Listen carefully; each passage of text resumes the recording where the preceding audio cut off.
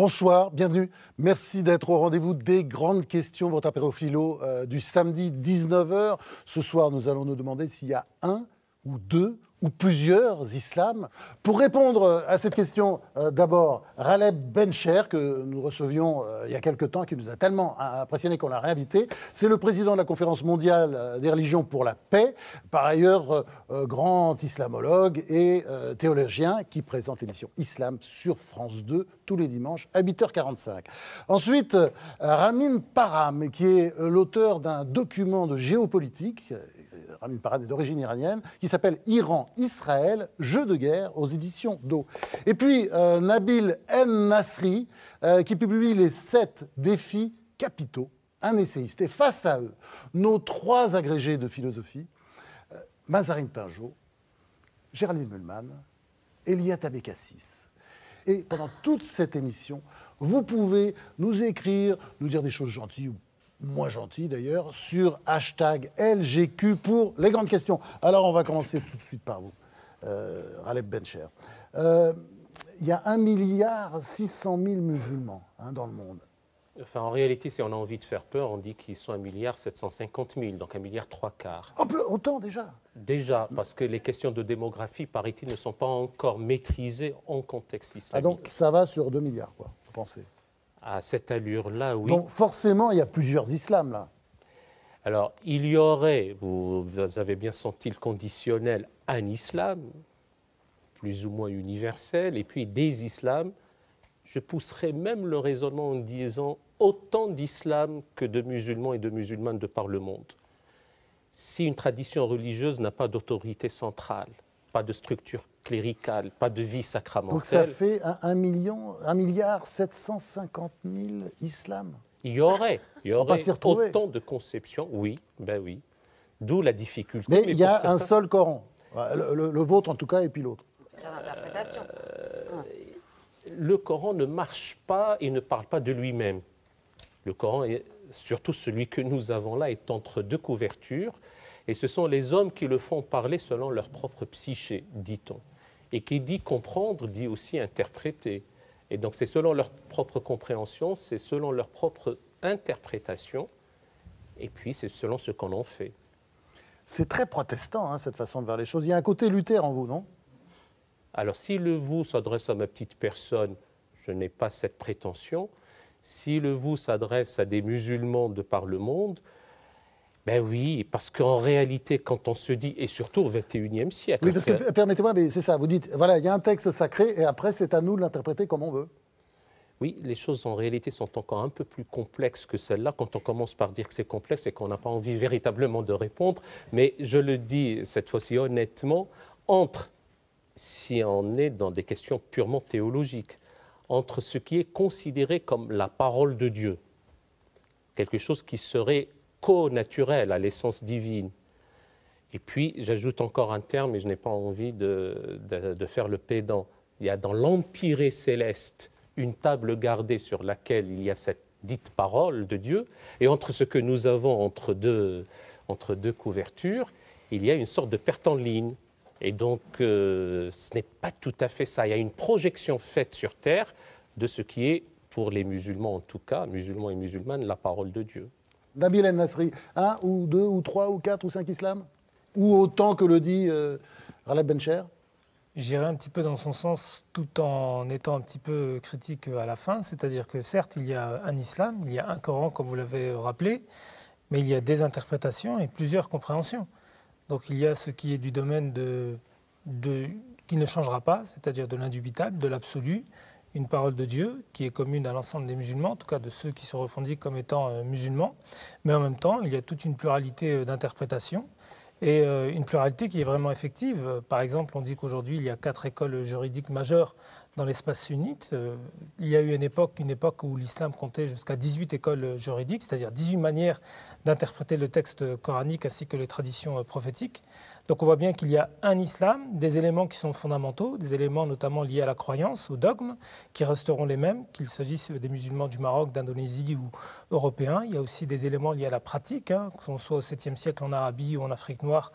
On pratique 5 fois par jour pour ceux qui veulent pratiquer. Il y a aussi le mois du Ramadan qui restera commun. Mais il y a tout un habillage culturel qui est en fonction des populations, des sphères civilisationnelles. L'islam s'habille culturellement différemment qu'il est en Europe, en Afrique noire, en Indonésie, dans la péninsule arabique. Donc on voit bien qu'il y a des éléments qui sont des éléments qui ne changeront pas et d'autres qui sont plus évidemment sujets à la contingence de l'homme, de l'humain. D'accord. Alors là, je vais quand même vous poser la question, puis vous allez tous essayer d'y répondre. Mais quand ces terroristes là, commettent ces actes absolument abominables et se recommandent de l'islam avec leur Allah Akbar, est-ce qu'ils sont musulmans ? S'ils le disent, oui, hélas, parce qu'il faudrait dire les choses tranquillement et sereinement, parce qu'il n'y a aucune instance qui excommunie. En revanche, au regard de ce qu'est une tradition religieuse d'amour, de bonté, de miséricorde, si on commence à oxyre les gens en pervertissant la révélation et surtout en prenant en otage l'idée de Dieu, eh bien non, ils ne le sont pas. Alors, Armin Param, vous, le chiite iranien, par rapport à la question que je posais sur le terrorisme, vous les considérez, parce que bon, vous avez eu vos terroristes aussi, hein, du côté de l'Iran. Aujourd'hui, on parle des terroristes sunnites, mais enfin des chiites, il y en a eu aussi. Il y en a même toujours. Et ils sont musulmans. Vous les considérez comme musulmans, comme des frères musulmans ? Ben oui, à partir du moment où votre interlocuteur se réclame d'une croyance, en tant qu'observateur, vous ne pouvez qu'admettre ce que lui-même réclame. Donc, il est difficile pour moi d'être plus chiite que le chiite ou plus catholique que le pape. Donc, s'il se dit croyant musulman, chiite ou sunnite ou wahhabite ou salafiste ou hanbali, bah, il est ce qu'il dit. On n'est pas obligé de répondre comme ça. On peut très bien dire connard, t'as rien compris, relis le Coran, c'est pas comme ça. Oui et non. Vous savez, un grand ayatollah iranien, farouchement opposé à l'invention khoméiniste, la lecture khomeinienne, si vous voulez, disait. Et c'est un grand ayatollah, il connaît le texte. Il y a à peu près tout et son contraire dans le Coran. Il y a la Mecque, il y a Médine. Il y a le ministère du prophète qui est mystique, il y a le ministère du prophète qui est chef de guerre. Donc, de quel verset on parle? Et il n'y a pas d'ordre chronologique comme il y a dans la Bible, dans les versets. Donc, vous avez des versets de Mecque, vous avez des versets de Médine, tout ça c'est un peu mélangé. Il n'y a pas eu à ma connaissance, je parle sous votre autorité. Oui, attention, il va vous reprendre, vous le reprenez s'il dit une connerie. Je ne me permettrai jamais, et il n'y a pas mieux que la courtoisie dans les échanges des idées. J'aime beaucoup l'idée de la disputatio de nos maîtres latins. En revanche, il y a deux choses. Sans flagornerie aucune, la Perse et les chiites sont héritiers d'une grande tradition de civilisation. Les Achéménides, les Sassanides, l'empire safavide aussi, ce sont des choses qui sont méconnues. En revanche, en ce qui concerne la période mécoise et la période médinoise du Coran, à mon avis, il vaut mieux être beaucoup plus prudent et aborder ça avec parcimonie. Je ne suis pas sûr qu'il faille distinguer ce qu'on appelle le prophète mystique et le prophète chef de guerre. Et le fait d'avoir des versets coraniques qui ne sont pas dans l'ordre chronologique, c'est tout simplement parce que la commission qui a veillé à colliger ces versets n'a rien fait d'autre que de copier ce qui se passait dans la poésie arabe anté-islamique, bien en classer les poèmes, les odes, si j'ose dire, selon l'ordre décroissant des vers qui composent le dit poème. Ben, il se trouve qu'on a classé dans l'ordre décroissant les sourates selon la longueur des versets, rien d'autre, dans un premier temps. Non, vous évoquiez tout à l'heure le terrorisme, et je pense que c'est vrai qu'il faut être clair. Il y a une partie marginale de la communauté musulmane qui peut s'inspirer de certains versets pour ensuite justifier des actes de violence et abominables, comme on a pu le voir à Paris ou ailleurs. Ça, c'est une réalité, et ce serait d'une certaine manière illogique de ne pas l'accepter, de ne pas le voir et le constater. Ceci étant, si on veut vraiment lutter contre les phénomènes de radicalisation en France ou ailleurs en Europe, il faut aussi pointer la responsabilité de ceux qui ont semé le chaos depuis 15 ans au Moyen-Orient. Et ne pas le dire, en tout cas ne pas le prendre dans la perspective de l'analyse, ce serait dommage, et on ne pourra pas, si vous voulez, désamorcer ces bombes à retardement en ne pointant pas ces responsabilités. Dans toute situation complexe, et celle-là, malheureusement, elle est tragique, puisqu'elle nous mène à tuer des gens innocents, il faut voir où sont les responsabilités. Il y a forcément des raisons intrinsèques, hélas. Et je fais mienne, je je crois l'avoir déjà dit, je ne veux pas être redondant, cette belle parole de François Mauriac, ce n'est que du dedans qu'une jeune âme probe et intègre puisse aspirer au salut. On ne peut pas sortir de cette situation si on ne voit pas en soi, chez soi, les manquements à l'éthique, les manquements à la spiritualité, les manquements à l'humanisme, d'une part, avant de... Connais-toi toi-même, comme disait le l'autre. fameux gnotésiotone socratique, c'est vrai. Et peut-être aussi, dans un second temps, voir les raisons extrinsèques qui ont aggravé, alimenté la situation en interne, les facteurs endogènes. Alors, c'est vrai qu'il y a des lectures de ces passages belligènes du Coran, cette facture martiale de la révélation, sur lesquels s'adossent des criminels, des idéologues, des sermonnaires, des doctrinaires, des manipulateurs, des fanatisés, de tout ce que vous voulez, et qui délibérément, de bonne foi ou de mauvaise foi, ne veulent pas voir le reste. Tiens, moi je suis sûr... Repousse le mal par le bien. Ben, le fameux verset, je vois que vous êtes un disciple assidu de ces questions-là, le verset 34 de la sourate 41 dit clairement, je suis en train de faire aussi de l'exégèse sauvage, je ne peux pas brimer les autres quand ils brandissent un verset hors contexte, et je fais la même chose. Mais il faudrait le lire.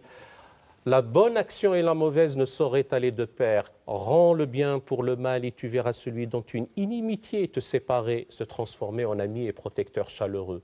C'est curieux que les... Fin de citation du verset. C'est curieux que les fanatiques vont trouver... et maintenant, il est autorisé à ceux qui ont été pourchassés injustement de leur demeure, combattez les mécréants où que vous les trouviez, et ils ne lisent pas l'autre, alors que celui-ci, il met un point là où il y a une virgule, à supposer que la ponctuation eût existé du temps où il n'y avait même pas les points diacritiques. Et donc, je peux vous lire in extenso le passage.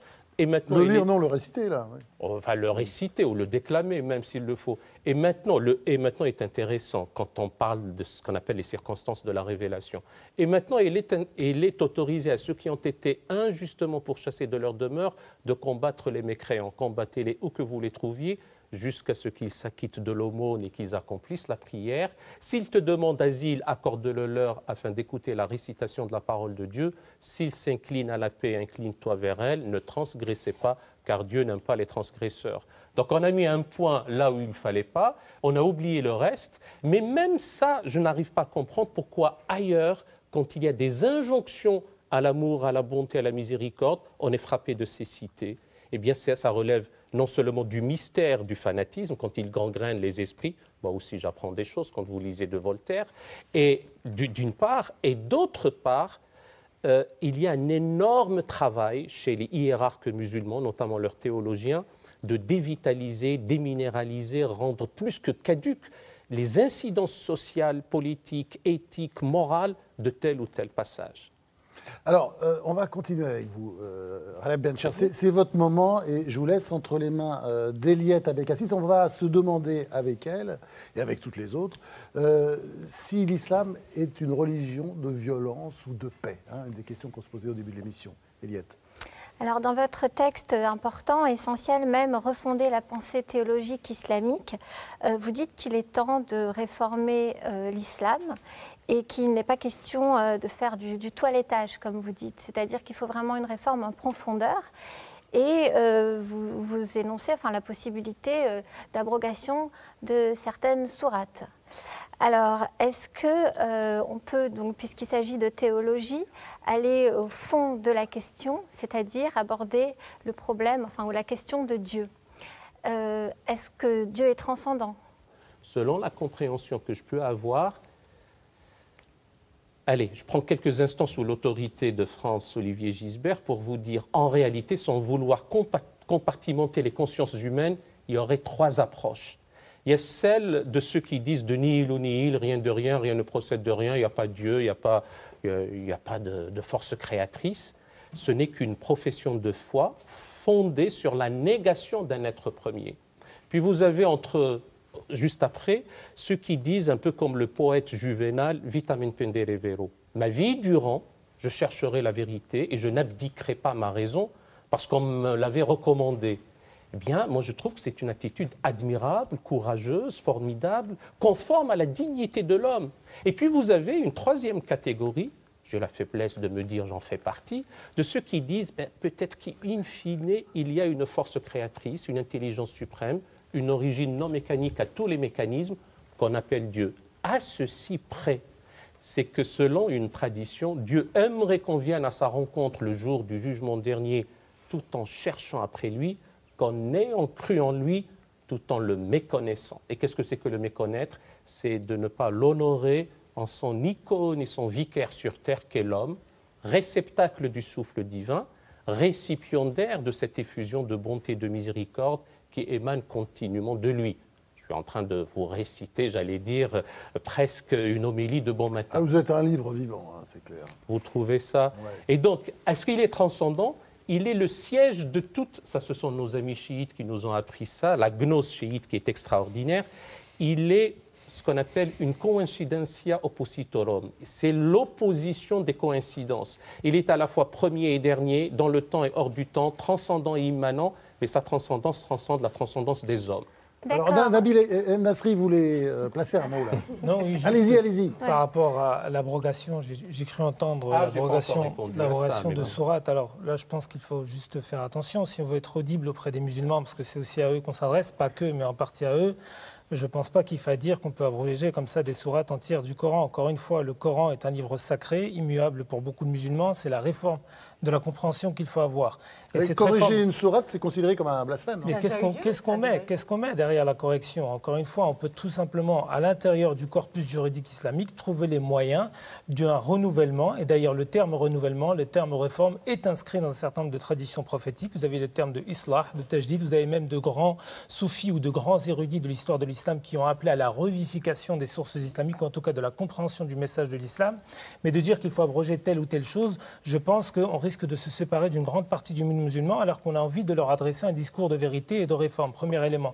Deuxième élément, de dire que, ou de poser la question de savoir si l'islam est violent ou pacifique, pour moi ça me gêne un peu. Il faut rappeler tout simplement des évidences, et des évidences que 99% des musulmans vivent et font vivre aujourd'hui en France ou ailleurs.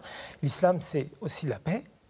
Les musulmans, quand ils se rendent compte, ils se disent « As-salam », c'est-à-dire la paix. C'est comme ça qu'on se salue. La fin de la prière canonique, c'est « Assalamu alaykum », la paix soit sur vous. L'un des noms divins dans la tradition islamique, c'est également la paix.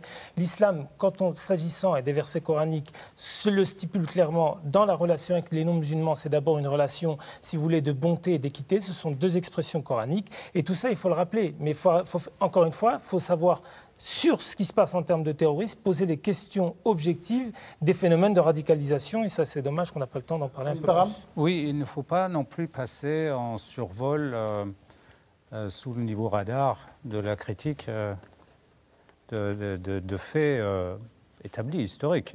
L'islam connaît une expansion absolument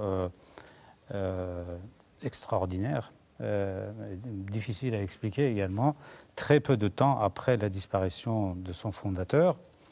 Et en l'espace de quelques décennies, c'est un empire qui se forme. Cet empire ne se forme pas sur la mélodie d'une musique enchanteresse, c'est par la guerre que cela se fait. Et donc ensuite, d'autres guerres suivent. Ces guerres avaient essentiellement pour objet, peut-être pas seulement, mais c'était un objet essentiel, le partage du butin, l'anaïm. Non, mais juste l'histoire de l'islam, ça n'a pas été que l'histoire d'une religion qui s'est diffusée, entre guillemets, par le sabre. Il y a le sacré, il y a le profane. Je rappelle que les musulmans asiatiques, qui sont aujourd'hui la majorité de la communauté musulmane mondiale, en Indonésie ou ailleurs, ce n'est pas par des victoires militaires que l'islam s'y est propagé. Donc il ne faut pas non plus, si vous voulez, extrapoler, surinterpréter le caractère belliqueux de la diffusion de l'islam, alors que vous avez l'essentiel aujourd'hui de la communauté musulmane qui est entrée dans l'islam via, si vous voulez, une interaction positive dans le cadre d'une coexistence pas nécessairement belliqueux, mais prosélyte. On ne peut pas nier que l'islam a un versant prosélyte. Comme beaucoup de religions. Absolument.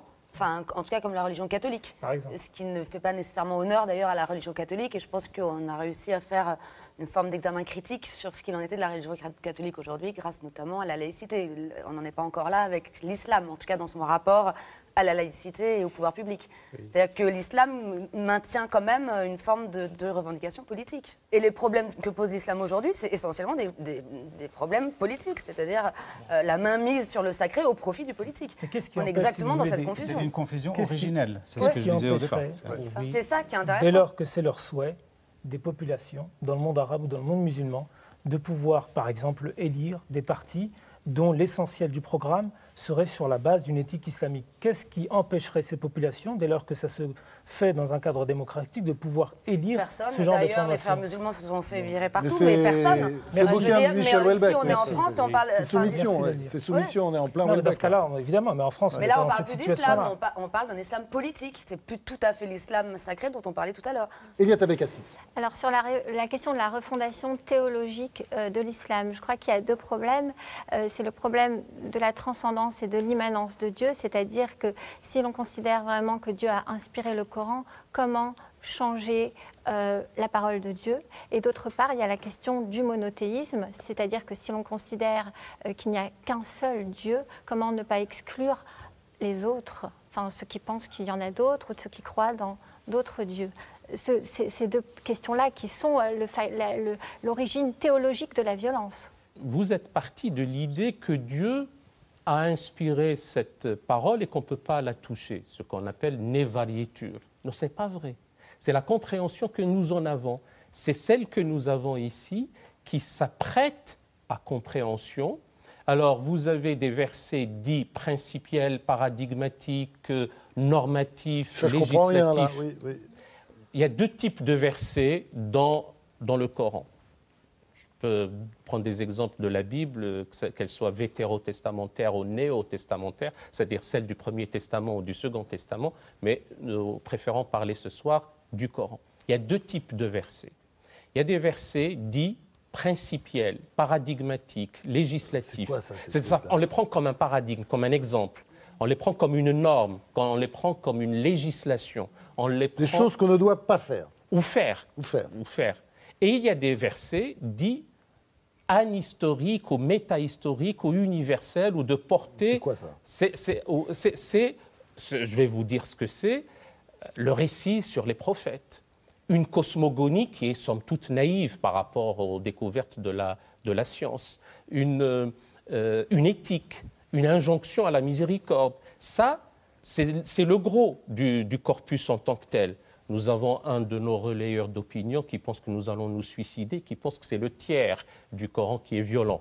Je ne suis pas sûr que l'approche quantitative ou arithmétique soit pertinente, mais si nous commençons à compulser, on trouve que sur les 6236 versets coraniques, il n'y a pas 2000 qui parlent de violence, mais au mieux, à supposer que ça soit pertinent et intelligent, on trouve entre 200 et 300. C'est ce qu'on appelle les occurrences dites... 200 et 300, c'est quand même beaucoup. C'est vous qui le dites, hein, le spécialiste. Oui, je ne suis pas spécialiste. Le spécialiste, c'est celui qui sait presque tout sur presque rien, par définition. Donc, ce n'est pas la bonne approche. Donc, pour vous répondre, nous, ce n'est pas parce que ça a été inspiré que nous abdiquons notre intelligence et notre raison pour en comprendre. La violence, ce n'est pas une injonction divine pour que l'homme soit l'instrument de Dieu pour punir autrui ou le châtier. Il faut prendre ça comme un récit, comme une allégorie, comme une présentation, rien d'autre. Peut-être parce que la parole de Dieu, étant transcendante, est toujours au-delà de ce que l'on peut en dire. C'est l'absolument autre. Donc, comme le dit Lévinas, est-ce qu'on ne devrait pas plutôt, pour refonder la pensée théologique, aller vers une théologie négative et se dire que l'on peut dire ce que théologie Dieu... négative. C'est-à-dire, quand on dit ce que Dieu n'est pas apophatique... Pardon, je comprends pas. On va dire, on ne peut pas dire ce que Dieu est parce que Dieu est transcendant. Il est toujours au-delà de ce que je peux en penser, imaginer ou le mettre en mots. Donc on va dire ce que Dieu n'est pas. J'ai compris. Plutôt que dire ce que Dieu est. Et dès lors qu'on commence à envisager cette théologie de la transcendance, on évacue peut-être la violence puisqu'on va arrêter de dire ce que Dieu veut. On ne sait pas ce que Dieu veut. Et même ceux qui veulent faire de la politique en considérant le Coran comme une constitution de l'État moderne, et qui est une escroquerie morale et intellectuelle, pense pénétrer le désir politique de Dieu. Et ceci est inacceptable. Bon, si vous voulez des choses claires et des réponses lapidaires, vous en avez comme ça. Maintenant, si vous voulez plus d'explications, je peux vous en donner. Mais de ce point de vue-là, ça heurte la conscience humaine et c'est même de l'archaïsme et c'est inacceptable. Alors, un mot de... Oui. Pardon. On ne peut pas pénétrer le désir de Dieu et son intention et dire Dieu veut telle chose et je voudrais vous l'appliquer et ça m'est intolérable que vous pensiez autre chose que ce que Dieu veut. C'est le début du fanatisme. Tous ceux, par exemple, les djihadistes qui parlent au nom de Dieu, les terroristes, ce sont des imposteurs. C'est bien ça. J'ai eu l'occasion de le dire dans cette émission même, c'est l'abdication de la raison.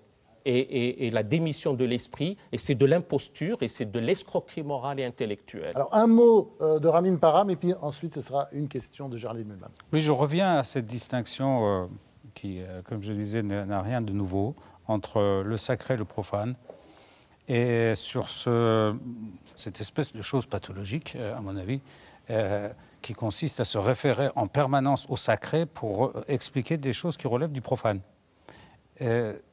Et dites-moi en termes simples, expliquez-moi s'il vous plaît, si je peux vous poser la question, à moi aussi, hein, mais je ne peux pas avoir cette émission à Téhéran sur une chaîne nationale, impossible.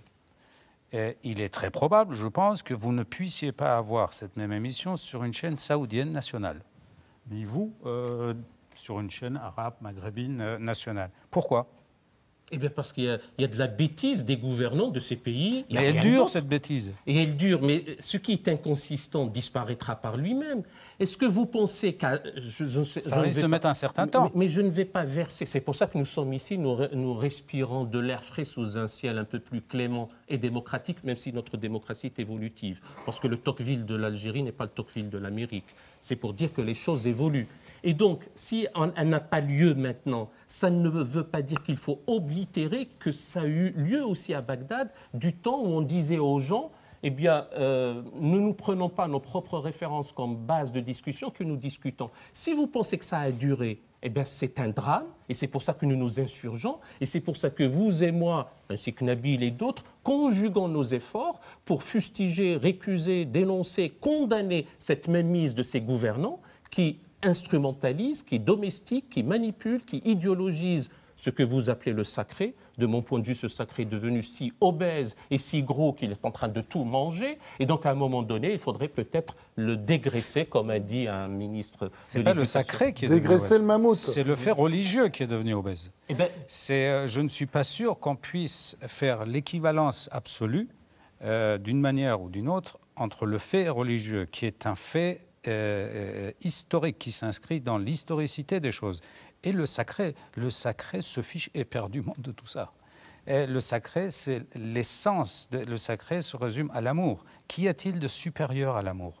Qu'est-ce qui distingue votre message du message qui est venu avant? Qu'est-ce qui est supérieur à l'amour? Enfin, moi, je n'ai pas de message. Hein. Enfin, mon message n'en est pas, si ce n'est que d'aimer l'homme quel qu'il soit, mon semblable. D'un amour oblatif, transnaturel, puissant, incandescent, sans retour. S'il s'agit de ça, oui, nous sommes d'accord. Alors, une des définitions du sacré, ce n'est pas que l'amour, c'est, là non plus, je voudrais peut-être faire... Si c'est autre chose que l'amour, il faut que ça soit supérieur à l'amour. D'où ma question, qu'est-ce qui est supérieur à l'amour? Il n'y a pas quelque chose, enfin j'en sais rien, moi, il n'y a pas quelque chose de supérieur à l'amour. Il n'y a rien de supérieur à l'amour. Roger Caillois disait bien que le sacré, c'est ce dont on ne s'approche pas sans subir une fulgurance. Ben, je n'ai pas envie de subir une fulgurance, j'allais dire maintenant. En revanche, oui. si vous me dites... Je vous propose de subir une fulgurance, celle de Géraldine Mühlmann. Très bien, alors là, celle-là, elle est la bienvenue. Ah, ben voilà. Alors là, vous m'envoyez ravi. Mais d'ailleurs, ma question va porter sur une fulgurance. Vous avez dit, je vous cite, dans cette émission... C'est inacceptable, l'usage que font certains musulmans qui se déclarent comme tels du Coran et des textes. Vous avez dit en même temps, je vous trouve bien optimiste, ce qui est inconsistant disparaîtra. Et votre optimisme l'a cédé un petit peu quand vous avez ajouté, on va quand même l'aider à disparaître, si possible, on va essayer de se mobiliser pour que ça suffise. Alors ma question est la suivante. Y a-t-il une possibilité que des instances importantes, religieuses et politiques du monde islamique, au niveau mondial, fassent des déclarations très solennelles pour dire que... Elles l'ont fait, mais écoutez, elles ne sont pas tellement... Regardez la Turquie, par exemple. Vous savez que la Turquie est claire sur Daesh. Est-ce que la Turquie est claire sur Daesh? Elle n'est pas claire sur Daesh. Alors, je vais vous dire une chose. Je ne suis pas sûr, pour ma part, pour ne pas dire je suis sûr du contraire, qu'il ne faut pas qu'il y ait des déclarations d'instances religieuses et politiques. J'ai envie d'enlever le « et » politique.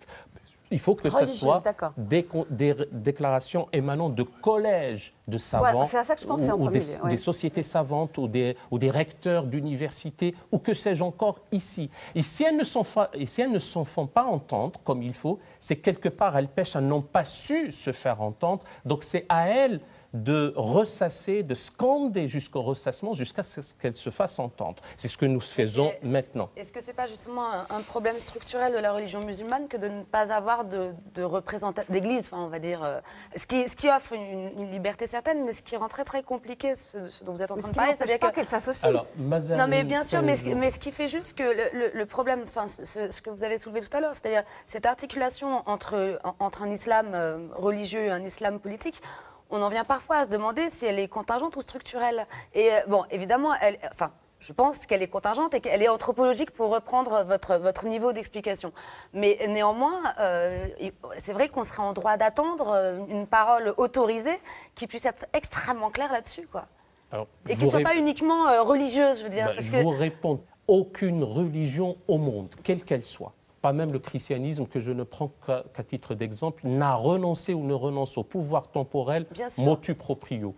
Un beau jour, nous avions eu un synode ou un concile, puis on s'était dit « Ah, mais les affaires du monde ne nous intéressent plus, nous allons y renoncer ». Et aucune religion au monde, pas même l'islam... C'est une religion trop jeune ?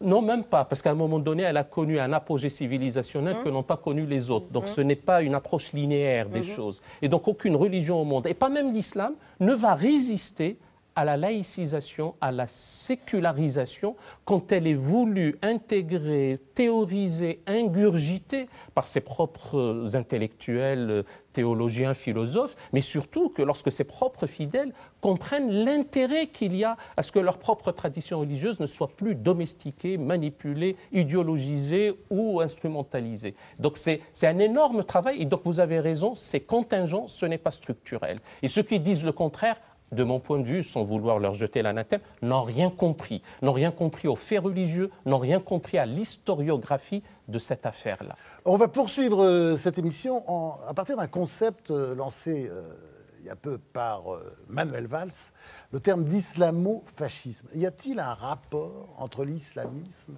et le fascisme? Alors, il y a un journaliste, un grand journaliste britannique, qui a incarné longtemps d'ailleurs à la gauche britannique, qui était Christopher Hitchens, qui a fait une comparaison entre les deux, et c'est assez frappant. Il dit, regardez, chez les trois même, puisque si on ajoute le nazisme, il dit, regardez, le même culte de la violence meurtrière, le même sentiment d'humiliation que pouvaient avoir les Allemands à l'époque, la paranoïa antisémite, la valorisation du chef, le culte du livre unique, hein, c'est le petit livre... rouge, c'est le petit livre vert, c'est Mein Kampf, voilà. La répression des sexualités déviantes, le mépris des arts et de la littérature, enfin la haine de la culture, et la culturation. Destruction pure le et simple. culte, la culturation. Destruction pure et simple. Et la récupération d'une partie de l'idéologie socialiste, et enfin le culte du sacrifice. Oui, c'est ça, c'est-à-dire qu'à partir du moment où, et c'est là le danger également, c'est à partir du moment où un accident stratégique de ceux qui font l'histoire se produit, comme en 1979, et qu'une clique d'imbéciles s'empare de l'appareil d'un État. Là, vous êtes dans une situation tout à fait autre qu'avant. Ce n'est plus un plateau télévisé, ce n'est plus une mosquée perdue quelque part ou une confrérie plus ou moins obscure. Non, là, ils ont un appareil d'État à leur disposition, donc ils peuvent poursuivre leurs idées avec les moyens d'un appareil d'État. C'est ce qui s'est produit en 1979 en Iran et c'est ce qui a tout déclenché, absolument tout. Géraldine Mühlmann. Bon, vous êtes un opposant du khoménisme, mais aujourd'hui, comme autre ennemi pour beaucoup de gens, comme autre danger très grave, il y a Daesh. Or, Daesh, c'est dans le camp sunnite. Daesh fait beaucoup de victimes chez les chiites, énormément. C'est d'ailleurs leur problème qu'en Irak, le pouvoir soit passé aux mains des chiites. Enfin, on a vraiment l'impression qu'il y a quand même cette réactivation de l'hostilité sunnite-chiite. Aujourd'hui, vous, ça doit être compliqué pour vous, parce que beaucoup de gens disent que pour lutter efficacement contre Daesh, on va être obligé de passer des alliances politiques un peu compliquées, c'est le moins qu'on puisse dire, notamment avec l'Iran. Avec l'Iran, on peut être pragmatique. Sur le terrain, en général, on est pragmatique. Et donc, oui, l'Iran peut être parfait. C'est d'ailleurs en ce moment même le cas. Vous avez des gardiens de la Révolution menés par le patron de la division Al-Quds qui est en train de combattre efficacement sur le terrain Daesh. Mais ça, c'est un dossier qu'on traite pragmatiquement et qui ne touche pas le reste. Mais il y a quelque chose de vrai dans ce que vous venez de dire fondamentalement. C'est-à-dire, à partir du moment où la forteresse perse, Iran, tombe, vous avez le chaos dans toute cette région qui va du ventre mou de l'Asie, des confins de l'Afghanistan, jusqu'au Maghreb. À chaque fois que l'Iran, la forteresse perse, est tombée, vous avez eu le bordel un peu partout dans cette région. Et cet accident s'est produit en 1979. Les élites iraniennes sont entièrement responsables, même si j'ai peu de respect, on va dire, pour les bévues éditoriales d'ordre cosmique qui ont été commises à Paris. Mais les élites iraniennes furent responsables de ça. Daesh, à mon avis, et là je reprends, je dis rien de nouveau, le grand gourou des affaires internationales, Kissinger, l'a dit, Daesh n'est pas le problème principal. Daesh, c'est une bande d'aventuriers, je pense, on peut raisonnablement dire pour la plupart, de sombres incultes, qui peuvent être éliminés lors d'une opération militaire savamment mise au point, sans aucun problème, ni beaucoup de dommages collatéraux. Le véritable problème, c'est ce qui s'est produit en 1979 en Iran. Le modèle, c'est ça. L'initiateur, c'est ça. Le précurseur, c'est ça. Et si ça devient une franchise, là, vous êtes en face d'un problème majeur. Qu'est-ce que ça veut dire, devenir une franchise ? Que d'autres copient le modèle et se réclament de ça. Absolument. Ben Laden l'avait dit dans les années 90, son modèle c'était Khomeini. Ça y est, c'est une franchise. L'État islamique Daesh, il est arabe, il est sunnite, il se réclame d'une doctrine sunnite quelconque, mais il ne fait avec ses moyens que suivre la voie qui avait été ouverte par Khomeini, et pas seulement par Khomeini. Les intellectuels religieux qui l'encadraient ici à Paris, en complet costume-cravate, furent essentiels dans ce qu'il accomplit. Absolument essentiels. Parce que ces intellectuels religieux diplômés des plus grandes universités américaines ont fait la jonction, justement, entre le sacré et le profane. On fait en sorte que Michel Foucault, que Jean Daniel, que le Nouvel Obs, que Libé, que Le Monde sont tombés dans le panneau. Parce qu'ils sont tombés dans le panneau, il n'y a pas d'autre mot.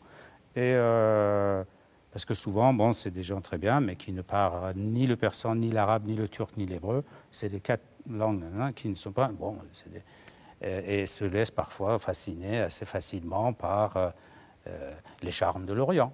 Juste petit tour de table. Islamo-fascisme, islamo-nazisme, vous trouvez que ce sont des termes appropriés? On peut peut-être commencer par vous, Nabil El-Nasri. Moi, je trouve que les déclarations de Manuel Valls sont désolantes. Vraiment, on est dans la simplification, voire la confusion.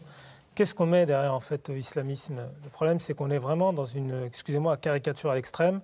Est-ce qu'on met sur le même pied d'égalité Ennahda et Daesh, en passant par le Hamas et les frères musulmans? Tout ça n'a rien à voir entre eux. C'est-à-dire que, certes, ils font partie du camp, si vous voulez, islamiste au sens très très large, sunnite, mais ça n'a rien à voir en termes de posture idéologique, de proposition. Et donc, le fait pour Manuel Valls d'arriver à cette simplification n'amène à rien, si vous voulez, dans le débat, si ce n'est à ajouter davantage de confusion, et c'est malheureux. Je rappelle juste, par exemple, si on considère que Ennahda fait partie des islamistes, Ennahda a envoyé en 2011 la moitié de ses députés femmes au Parlement, et que les frères musulmans en Égypte, il faut le tunisien, et que les frères musulmans en Égypte, leur vice-président était un chrétien en 2011. Alors l'islamo-fascisme pour vous, l'islamo-nazisme, ça veut dire quoi, Ghaleb Bencher, c'est stupide ou c'est... Non, tout ce qui est excessif est insignifiant. Et c'est excessif pour vous? Oui, que Manuel Valls dise qu'il y a un fascisme islamiste ou un fascisme de type islamique, ou que des individus se comportant comme des fascistes et qui se réclame de la tradition religieuse islamique, il a raison 1000 fois oui. Oui, parce que la différence entre Daesh et SS, il n'y en a pas, hein, franchement. Ah oui, et peut-être que la cruauté, en plus, chez malheureusement les fous furieux et les criminels de Daesh, c'est une monstruosité terrible qui a été produite dans cette région du monde, malheureusement, et c'est de la barbarie. Il faut dire les choses. Je trouve que notre cher Premier ministre a été là-dessus excessif. Il a raison de dire, à moi, à sa place, j'aurais inversé les mots. J'aurais parlé d'un fascisme islamiste, mais je ne parlerai pas d'islamo-fascisme. Alors, on va passer à vous maintenant sur cette question fondamentale sur l'islam. Est-il un système religieux ou est-il un système politique, hein? C'est vraiment la question qu'on peut se poser aujourd'hui. Par exemple, quelqu'un comme vous, là, vous êtes l'auteur donc des 7 défis capitaux. Oui. Vous pensez à terme qu'un scénario à la Houellebecq, c'est-à-dire le livre de Michel Houellebecq, Soumission, la France devient une république, enfin c'est pas vraiment une république islamique, mais enfin c'est quelque chose qui se rapproche un peu. Vous pensez que c'est possible, que c'est souhaitable, qu'on peut y arriver ? Je ne pense pas, c'est-à-dire que ce n'est même pas le souhait des musulmans. Je pense que si on faisait un sondage auprès des musulmans, personne ne souhaiterait l'établissement de la charia en France. Donc c'est pour ça qu'il faut faire attention aux fantasmes de certains, et d'ailleurs, j'allais dire l'exploitation de certaines peurs par certains idéologues, qu'il s'agisse de Michel Houellebecq ou d'autres. C'est pas un idéologue, c'est un roman, et c'est un roman voltairien, humoristique. On sait de quoi, qu'est-ce qu'on essaye d'exploiter en termes de peur, de fantasmes, voire même de délire auprès de la société française. Donc moi je me garde, si vous voulez, d'avoir ce genre de supputation, et même, si vous voulez, de projections qui ne sont même pas le désir des premiers concernés. Encore une fois, j'ai peu vu de musulmans en France vouloir l'instauration de la charia islamique en France. Donc ça n'a pas de sens, si vous voulez. On est là pour pouvoir presque effrayer la population et jouer presque sur une corde islamophobe. Donc c'est dommage, ça ne participe pas, encore une fois, à l'apaisement du débat. Maintenant, il faut juste distinguer les choses. Qu'est-ce qu'on propose aux musulmans français et européens au sens large, et qu'est-ce qu'il en est des musulmans, si vous voulez, dans les pays majoritairement musulmans. C'est pas du tout la même chose. Dans les pays musulmans, les gens peuvent très bien vouloir être, si vous voulez, gouvernés par le biais d'un processus démocratique via des partis qui peuvent puiser dans l'éthique islamique leur base programmatique, pourquoi pas, et ça c'est à eux, si vous voulez, au peuple de choisir. Par contre, pour la France, on n'est pas du tout dans ce cas, dans cette projection-là. Vous avez des musulmans qui sont parfois à droite, d'autres à gauche. Vous avez une multitude, si vous voulez, de postures politiques auprès des musulmans français. Maintenant, c'est clair qu'auprès d'une grande partie d'entre eux, ils se sentent floués par une classe politique qui a davantage, si vous voulez, l'habitude maintenant d'user soit de procédés, soit de propos, soit même parfois de lois qui sont de nature, si vous voulez, à la stigmatiser. Ça, c'est dommage. Ouais. Alors, dans votre livre, là, qui est très intéressant, je vois il y a souvent le mot d'islamophobie qui revient. Mais en quoi l'islamophobie est-elle un péché ? Après, ça dépend, encore une fois, comment on la définit. Parce que l'islamophobie, c'est la critique d'une religion. On peut critiquer les religions, on peut critiquer le christianisme, on a le droit de critiquer le judaïsme. Enfin, tout le monde a le droit de critiquer une religion. Ça, il n'y a aucun problème. Mais si vous voulez, là encore... Il n'y a pas de racisme là-dedans, parce que d'abord, tous les Arabes ne sont pas musulmans, ni tous les Perses ne sont pas chiites. Ça, pour le coup, on est complètement d'accord. Maintenant, quand on prend les rapports d'un certain nombre d'institutions officielles ou pas, on voit que le terme islamophobie a même été rappelé par le président de la République, François Hollande, récemment, désignant non pas, si vous voulez, une critique d'une religion qui est complètement légitime dans un cadre démocratique, mais la stigmatisation à des fins politiciennes ou autres d'une catégorie de la population. Et là, on est dans un racisme et non pas dans une forme de, si vous voulez, de posture politique et idéologique qui serait complètement, si vous voulez, légitime, même si évidemment on ne la partage pas. Donc la distinction doit être faite. Le problème, c'est qu'aujourd'hui, on a certains qui ont fait de l'islamophobie, dans le cadre du racisme tel que je viens de l'évoquer, leur marque de fabrique, voire même leur cheval de bataille. Et ça, malheureusement, c'est parfois transversal de la classe politique. Des pains au chocolat ou, si vous voulez, jusqu'à certains propos de ceux qui sont au gouvernement, qui parfois attisent un petit peu le rejet du musulman. Mazarine Pinjot. Oui, alors je pense que vous êtes un formidable prêcheur. Je pense que Tariq Ramadan a trouvé son fils spirituel en vous. Mais j'ai un tout petit peu parfois l'impression que vous tenez un double discours. C'est-à-dire ouais, mais qui est finalement assez clair dans votre texte. C'est-à-dire que oui, vous prenez une religion d'amour, de paix, etc. Bon, certes. D'abord, vous vous adressez aux musulmans de France, donc a priori, de toute façon, moi, je suis pas concernée. Je lis quand même votre ouvrage. Et parmi les grandes résolutions, vous prenez quand même un plus grand investissement citoyen et surtout politique. C'est-à-dire que vous faites le juste constat qu'il y a un grand abstentionnisme parmi la communauté musulmane. D'abord, pour leur dire d'aller voter, vous leur expliquez que ce n'est pas contraire au Coran. Donc il faut une raison religieuse pour expliquer à un citoyen musulman qu'il a le droit d'aller voter et non pas s'adresser aux citoyens, mais d'abord aux musulmans. Donc déjà, là, je trouve qu'il y a une sorte de torsion de la rhétorique assez intéressante. Et ensuite, vous leur dites, allez voter parce qu'il faut faire entendre vos voix, non pas en tant que citoyen, mais encore en tant que musulman, puisque à ce vote, il faudra pouvoir assortir certaines conditionnalités. Par exemple, le positionnement d'un homme politique sur la Palestine et Israël. Alors, quel rapport avec la religion musulmane ? Autre conditionnalité, par exemple, le mariage pour tous, etc., etc. Alors, je ne sais pas très bien où est-ce qu'on navigue. Par rapport au terme de islamisme, par exemple, dont on parlait tout à l'heure, j'ai remarqué aussi que dans votre livre, vous aviez beaucoup de mal à parler de laïcité. Vous n'employez que le terme de laïcisme. Alors, je pense que c'est la même proportion entre islam et islamisme, laïcité et laïcisme. Pour autant, je ne sais pas trop ce que signifie le laïcisme. Mais je vois très mal comment peut être soluble votre message aux musulmans de France avec un positionnement laïque. Alors, il faut juste prendre encore une fois les choses l'une après l'autre, si vous voulez. Au sein de la communauté musulmane que je fréquente, vous avez eu un débat, et vous l'avez toujours, et c'est récurrent, notamment à l'approche des élections, de gens qui vont dire, sur la base d'un certain nombre de versets ou de compréhensions de traditions prophétiques, de dire qu'il ne faut pas voter. C'est-à-dire que voter serait en soi illégitime auprès de la communauté musulmane. Donc je réponds via un argumentaire religieux à ceux qui nous disent qu'il n'est pas possible, si vous voulez, de participer à la vie politique de mon pays. Donc là, je pense que pour l'instant, ça va. Et je pense que vous saluerez le fait qu'on appelle les musulmans à contrer un discours qui est un discours pour le coup sectaire, puisqu'il coupe les musulmans du reste de leurs citoyens, de leurs concitoyens. Premier élément. Deuxième élément, je suis désolé, il y a aussi des chrétiens en France qui vont voter, et dès lors qu'ils vont voter, ils vont percevoir, si vous voulez, ou ils vont apprécier le programme politique des candidats en fonction de leurs aspirations chrétiennes. Il y a même des partis qui sont des partis démocrates chrétiens en France, et on ne va pas leur jeter la pierre. Pourquoi, si vous voulez, s'agissant des musulmans, sur la base, si vous voulez, encore une fois, d'une compréhension qu'on peut avoir de l'éthique islamique, ne pas se projeter vis-à-vis des candidats et de leur programme? Si ça me heurte, la loi sur le mariage pour tous, voire autre, et que j'ai envie de mettre ça dans le fait des déterminants de mon choix. Ça vous heurte en tant que musulman?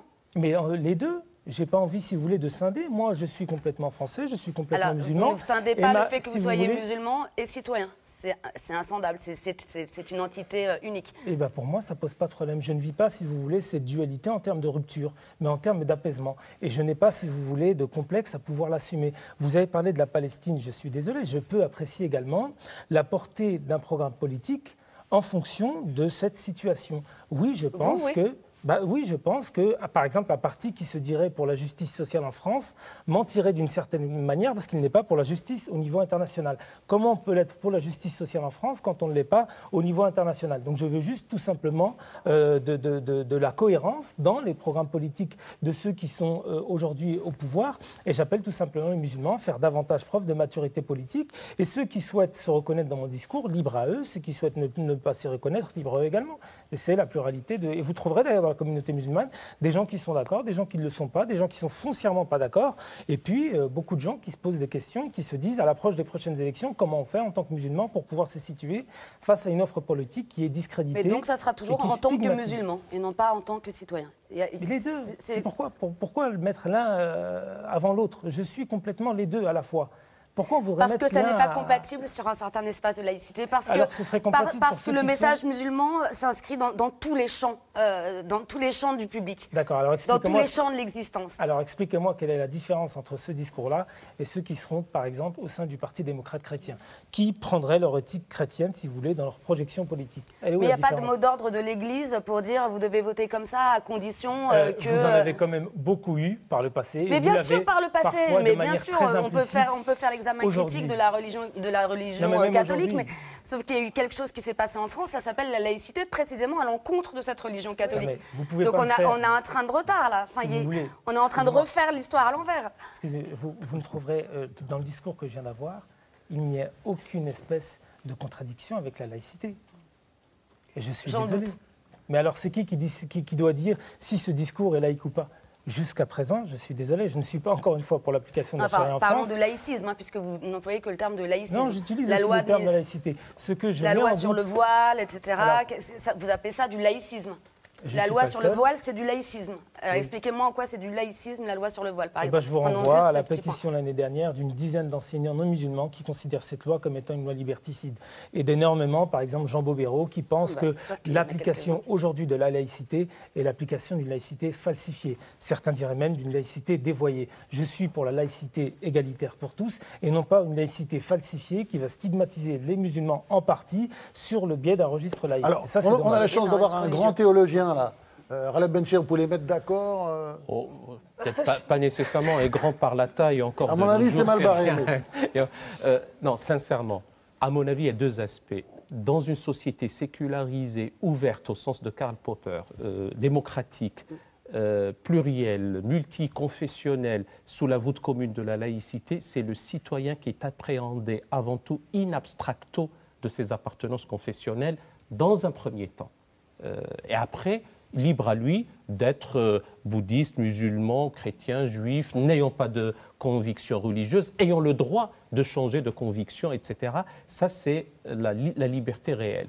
Deuxièmement, à propos du voile, moi, sincèrement, je commence à être fatigué de cet excès de normativité. Si on avait étouffé ab ovo, dès l'œuf, l'affaire de deux fillettes à peine nubiles, qu'on a emmitouflées dans un foulard en compromettant leur scolarité, en ayant dit avec autorité, l'autorité, je la renvoie à tel ou tel hiérarque musulman qui n'avait pas le courage de le dire. Allez, à supposer qu'il faille s'enchaîner par extraordinaire à la référence scripturaire coranique, eh bien, les injonctions nombreuses et impérieuses quant à l'acquisition du savoir sont beaucoup plus importantes que de vouloir emmitoufler de fillettes. Mais malheureusement, là, on n'a rien fait. Et d'abdication en abdication, nous sommes arrivés d'abord à une première loi, qui d'ailleurs n'était pas nécessaire parce qu'il fallait en interne, dans la sphère islamique, ne pas focaliser dans un excès de normativité sur quelque chose qui culpabilise les consciences des filles. On ne peut pas leur dire, à leur âge, que si un garçon regarde un peu vos cheveux,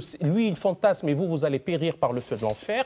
Au XXIe siècle, ce n'est pas possible. Et même malheureusement, de démission en démission, on s'est retrouvé avec le voile intégral, alors qu'il suffisait simplement peut-être d'une décision, d'un arrêté municipal pour dire qu'au sein de la République, en dehors peut-être de tel ou tel carnaval qui commence dans le temps et qui finit dans le temps, et même dans l'espace, on ne peut pas vivre à visage dissimulé. Ce n'est pas possible, la République, ce n'est pas ça. Donc à de l'intelligence, j'appelle aussi à la responsabilité d'un discours, si j'ose dire, d'un contre-discours qui désaliène nos jeunes consciences d'une religiosité aliénante, culpabilisante, fragilisante des esprits et qui les infantilise. On en a marre, trop, c'est trop. Alors, puisqu'on a ce grand théologien sous la main, petite question comme ça de Huron. Est-il écrit dans le Coran qu'il faut couper la main des voleurs? Oh là là, quelle histoire. Qu'il faut fouetter les blogueurs, qu'il faut interdire aux femmes de conduire ou de faire du vélo parce que ça les excite. Alors, mon cher François-Olivier Gisbert... Il y a des fatwas là-dessus. Hein. Oui, mais malheureusement, si au moins du temps du prophète, les femmes étaient interdites, j'allais dire, de palanquin, c'est ce qui se trouve sur le chameau, ou de monter à cheval. On aurait pu dire que par procédé de casuistique prisé chez les radicaux, eh bien, le cheval de l'époque est devenu un cheval vapeur de notre jour, et du coup, on leur interdit de monter en voiture. Ce n'est pas sérieux. Quand je parle de la crétinisation des esprits, nous en sommes là, et donc, à un moment donné, il faut savoir dire stop.